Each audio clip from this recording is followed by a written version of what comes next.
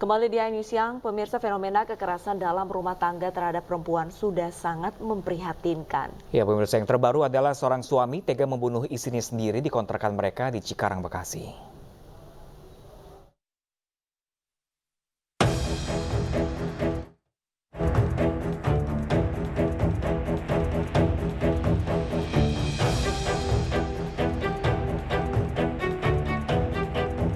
Kasus kekerasan dalam rumah tangga yang terjadi akhir-akhir ini kian memprihatinkan.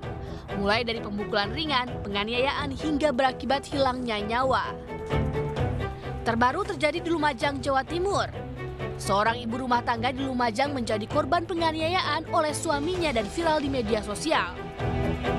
Korban mengalami luka di bagian kepala dan mendapat ancaman pembunuhan. Diketahui korban bernama Afriska Putri. Wanita 27 tahun ini telah diamankan oleh pihak keluarga. Menurut Afriska, penganiayaan terjadi pada 4 Agustus lalu. Peristiwa terjadi ketika keduanya cekcok di mana sang suami sedang bermain judi slot dan meminjam HP sang istri tiba-tiba marah hingga berlanjut pada peristiwa penganiayaan. Sering main slot. Ada yang kirim dana, nggak bisa, terus pinjem HP-ku. Aplikasinya kan ada di HP-ku. Terus nggak masuk aplikasinya. Emosi ya? Emosi. Dipukul pakai gelas kaca. Dipukulin gelas kaca, terus diinjek, dicekik. Tidak hanya itu, seorang istri yang kerap mengalami KDRT di Cikarang Barat, Kabupaten Bekasi, tewas di tangan suaminya sendiri. Mega Sriani Dewi tewas di tangan suaminya akibat luka di bagian leher dan lebam di sekujur tubuh. Jasad ibu 2 anak ini pertama kali ditemukan oleh ibu kandungnya saat mengantar anak korban yang dititipkan. Pelaku sempat memandikan jasad korban sebelum menyerahkan diri ke Polsek Cikarang Barat. Sebelumnya, seorang pria bernama Budianto tega menganiaya istrinya sendiri yang sedang hamil 4 bulan pada Rabu 12 Juli lalu. Akibatnya korban yang tengah hamil 4 bulan terluka di bagian wajah, tangan dan kaki sehingga harus dilarikan ke rumah sakit. Tersangka ditangkap setelah melarikan diri usai diperiksa di Polres Tangerang Selatan. Tim Liputan iNews melaporkan.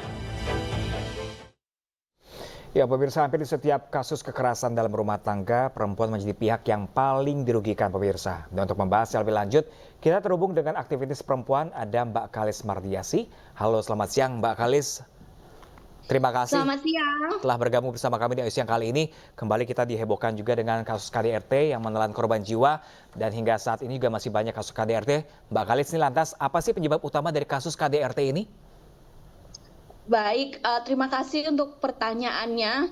Yang paling mengecewakan sebetulnya dari kasus-kasus kekerasan dalam rumah tangga yang terjadi akhir-akhir ini adalah fakta bahwa sebetulnya korban sudah berusaha meminta pertolongan, korban sudah mengetahui dan menyadari bahwa dia adalah korban, tetapi ternyata pada akhirnya dia tetap menjadi korban. Misalnya di kasus yang Cikarang ini sudah terdata bahwa dia pernah melaporkan kasusnya ke polisi, kemudian ada fakta bahwa keluarganya mengetahui bahwa dia adalah korban KDRT beruntun dan juga tetangganya bahkan di malam ia terbunuh itu mendengar teriakan minta tolong tetapi mereka memilih untuk tidak memberi pertolongan. Itu sebetulnya yang paling mengecewakan ya.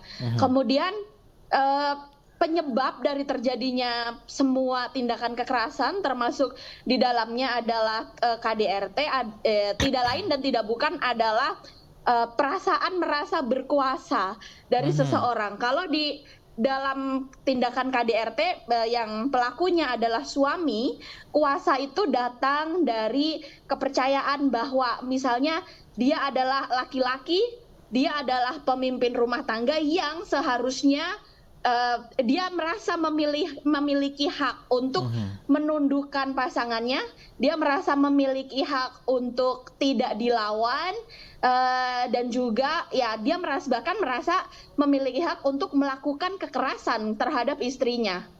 Tapi upaya preventif agar perempuan merasa terlindungi itu seharusnya seperti apa, Mbak Kalis?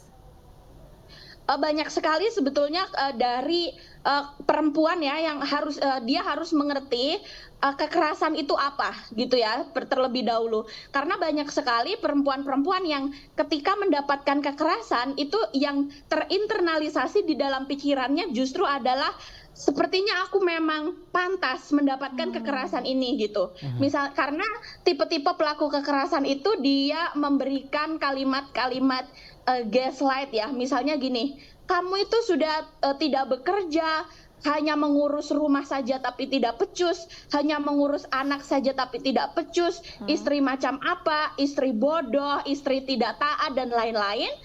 Dan itu biasanya terinternalisasi di dalam kepala korban sehingga korban justru merasa bahwa oh ya mungkin aku memang layak mendapatkan kekerasan ini, memang hak suamiku untuk memberikanku kekerasan agar aku taat dan lain-lain. Itu juga masih banyak. Jadi harus diluruskan di dalam kepala semua perempuan bahwa dia tidak layak mendapatkan kekerasan. Tindakan kekerasan adalah tindakan yang sangat tidak normal dalam sebuah relasi, baik itu menurut agama, baik itu menurut hukum, baik itu menurut norma budaya sebetulnya gitu ya.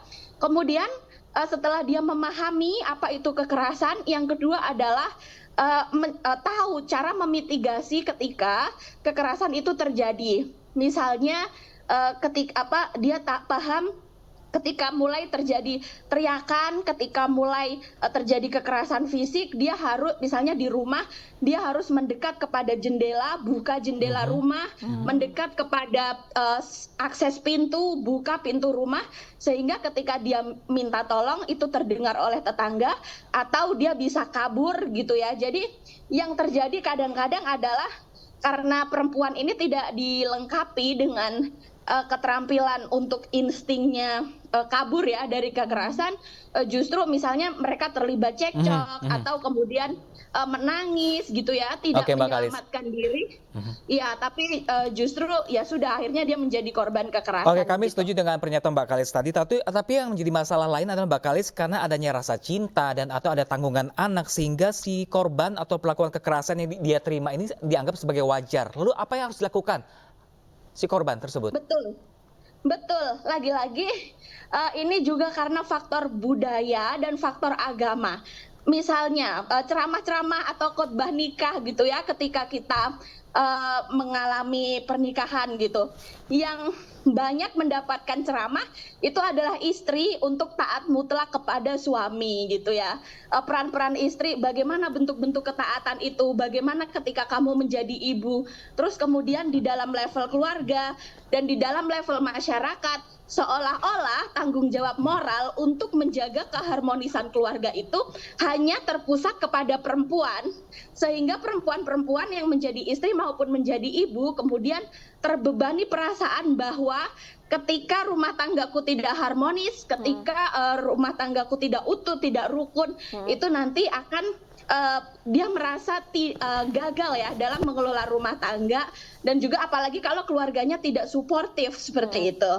Baik, Mbak Kalis, ini dalam beberapa pekan terakhir masif sekali informasi tentang adanya informasi KDRT. Mungkin bisa diberikan saran untuk penonton iNews yang melihat ataupun yang menonton iNews siang pada siang hari ini, saran untuk Mbak Kalis kepada wanita yang saat ini sedang mengalami KDRT, apa yang harus mereka lakukan, Mbak Kalis? Tidak ada toleransi untuk kekerasan dalam bentuk apapun. Jadi tindakan KDRT itu ada kekerasan verbal, ada kekerasan psikis, ada kekerasan ekonomi, dan ada kekerasan fisik.